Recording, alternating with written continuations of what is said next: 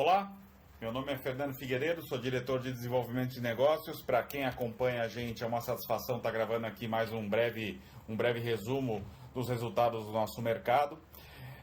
Aqui estamos falando hoje sobre o resultado de fechamento do mês de fevereiro de 2021, aonde estamos trazendo aí o resultado desse período em relação a fevereiro de 2020, com foco no mercado de alimentos. E para quem também não nos conhece, vale comentar, a Emitrix provê informações diárias para as indústrias que nos contratam, cerca de 60 indústrias nacionais e multinacionais, sobre um universo próximo a 1.200 centros de distribuição no país, onde monitoramos diariamente um universo próximo a 500 mil estabelecimentos de varejo e food service. E dessa maneira retratamos aqui uma visão do mercado através dos principais KPIs que monitoramos de maneira especialista. Começando pelo cenário mais macro, né, podemos ver que agora, fevereiro de 2021, ainda temos um reflexo de estar comparando justamente um período da pandemia contra um mês do ano passado em que ainda não havia os efeitos da pandemia. O que também é normal quando a gente fez o reflexo dessa análise em relação a janeiro, por exemplo, o volume se apresentou bem mais baixo do que em relação à comparação do ano passado e permanece esse reflexo naturalmente, considerando fevereiro. Mas vocês vão ver que mais à frente eu vou apontar um fator importante sobre isso, que demonstra o quanto o mercado vem se recuperando de maneira constante desde o segundo semestre, né?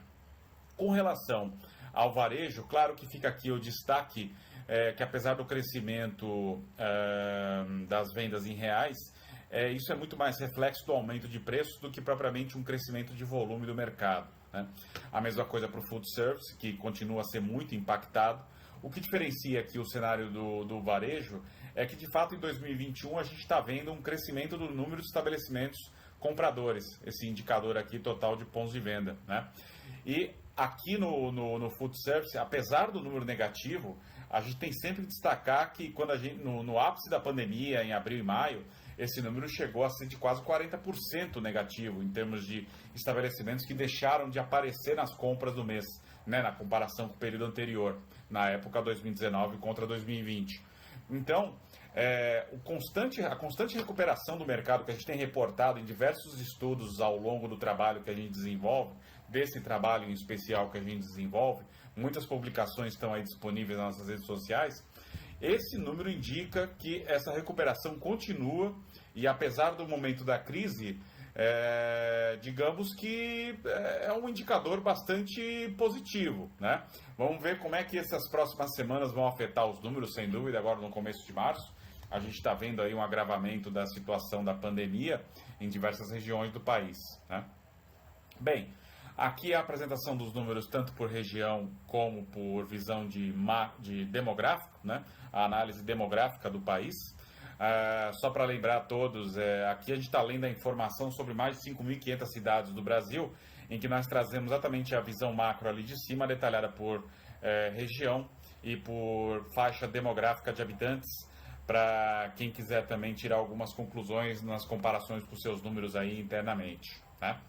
A próxima parte da apresentação só faz aqui um resumo daquilo que eu falei como uma notícia não tão negativa, né, se a gente for considerar o cenário, porque em janeiro o apontamento foi de queda de 12% no volume, e quando a gente olha os números em reais, a gente percebe que em reais, o crescimento em reais e de janeiro e fevereiro estão muito parecidos, né? E desculpa, falei o contrário. O crescimento em azul, ele está bastante interessante, porque ele teve um crescimento um pouco maior do que do mês de janeiro, né? O que refletiu naturalmente também numa melhora do volume, levando em conta que a gente está falando de um ano bissexto, né? A gente tem aí um dia a menos de fevereiro, de menos 12 para menos 8 em relação à comparação de janeiro de 2020 contra 21 e fevereiro de 2020 contra fevereiro de 2021, é um número muito bom. E o preço realmente se mantém estável, ou seja, praticamente não houve aumento de preço nas circunstâncias que a gente está apontando aqui para o varejo alimentar, né? Já em relação aos KPIs também complementares aqui do total de compradores e ticket médio de compra em reais, ambos apontam graficamente aí uma leve recuperação também. Como eu falei no número de compradores, isso já tem sido um reflexo desde janeiro, né? Em janeiro tivemos um aumento do número de compradores em 1,5% e agora 3,7% de novo, lembrando, mesmo com um dia a menos de venda em fevereiro, né? Em relação ao food service, também é interessante o número, porque a gente teve aqui uma redução da situação também em relação à queda de vendas, né? Então, quando a gente olha o resultado mesmo em reais, de menos 5,7 e vê 0,8 aqui, isso foi muito consequência de uma situação de repasse de preço que aconteceu, né? Mas quando a gente vê em volume, o volume não caiu. Praticamente o menos 21 de janeiro continua a ser menos 21 em fevereiro. Se a gente analisar friamente, né, penso que isso não é um número a ser comemorado de maneira alguma, mas é um resultado que demonstra que o mercado está se mantendo estável, apesar do aumento da pressão, vamos colocar assim, sobre as variáveis que afetam diretamente a performance do mercado, né? Então, acho que a gente tem que olhar muito mais por esse aspecto, sem dúvida. Bom, basicamente é isso. Esses aqui são os KPIs também em relação ao total de compradores. Como eu falei, o número continua a reduzir, mas aqui não tem nenhuma novidade. É aquilo que eu já apresentei para vocês anteriormente, tá bom?